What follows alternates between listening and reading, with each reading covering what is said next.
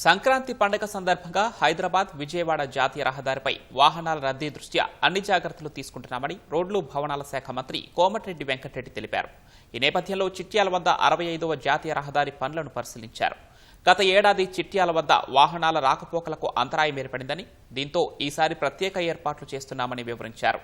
ప్రయాణికులు ప్రశాంత వాతావరణంలో జాతీయ రహదారిపై ప్రయాణించే విధంగా చర్యలు చేపడుతున్నామని మంత్రి కోమటిరెడ్డి వెంకటరెడ్డి అన్నారు. బెదకాపర్తి చిట్యాల అక్కడి నుంచి మళ్ళా గొర్లపాడు టోల్ గేట్ దగ్గర, అక్కడి నుంచి టేక్మట్ల ఈనాడు ఆఫీస్ దగ్గర, ఆ నుంచి చిలకల దగ్గర 17 స్పాట్స్ ఆ ఏరియా వాళ్ళకు కూడా చెప్పడం జరిగింది.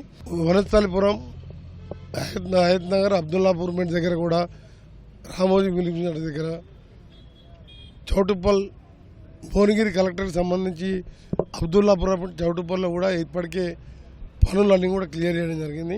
ఎటువంటి ఇబ్బందులు లేకుండా ఈ వారం రోజుల పాటు మా యంత్రాంగం, నేను అందరం అందుబాటులో ఉండి పీస్ఫుల్గా ఈ సంక్రాంతి పండుగకు అన్ని ఏర్పాట్లు చేస్తున్నాం. వచ్చే ఏప్రిల్ వరకే ఇవన్నీ కూడా పూర్తి చేస్తున్నాం.